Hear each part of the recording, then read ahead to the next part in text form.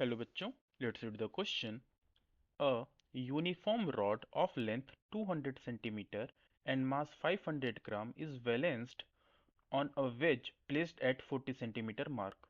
A mass of 2 kg is suspended from the rod at 20 centimeter and another mass m is suspended from the rod at 160 centimeter mark as shown in the figure.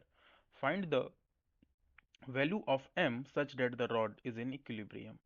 Question में कह रहा है, इस question को मैं diagram फिर से बना के दिखा दे रहा हूँ।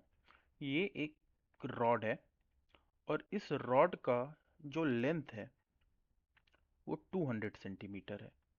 ठीक है, तो अगर ये जीरो है तो ये लेंथ 200 सेंटीमीटर है, ऐसे मार्किंग इसकी की गई है।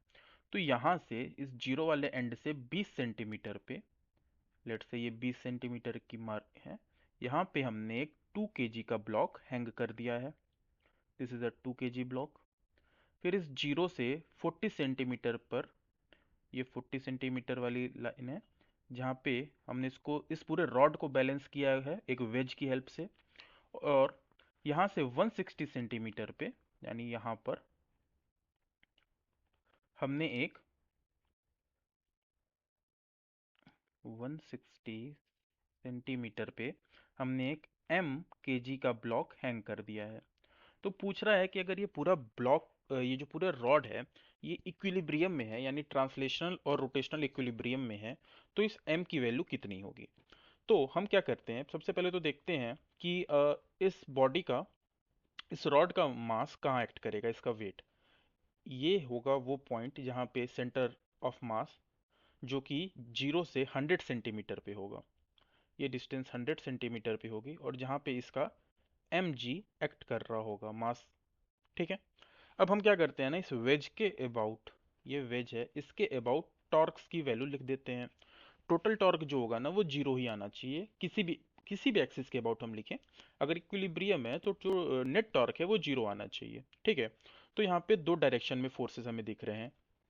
2 केजी की वजह से जो बॉडी है वो एंटी क्लॉकवाइज रोटेशन करेगी, और mg जो मास है, जो इसका खुद का अपना वेट है, वो मैं लिख देता हूँ, दैट इज 0.5 केजी। 0.5 केजी और m की वजह से ये क्लॉकवाइज रोटेट करेगी। सो वी नो डैट कि जो नेट टॉर्क है टाउ नेट वो जीरो होगा। ठीक है, तो मतलब कि tau clockwise will be equal to tau anti clockwise. अब टाउ क्लॉकवाइज की वैल्यू लिखते हैं तो वो होता है force into are.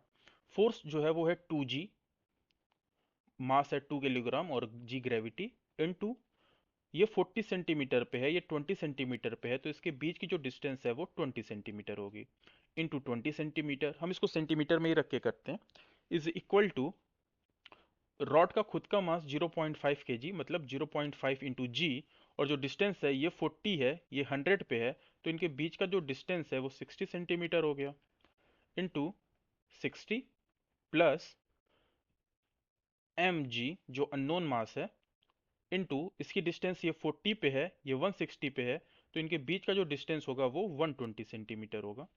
120 centimetre, centimetre रखने की जरूरत नहीं है, हम उसमें ही कर रहे हैं। तो सब में से जी जी कैंसिल हो जाएगा।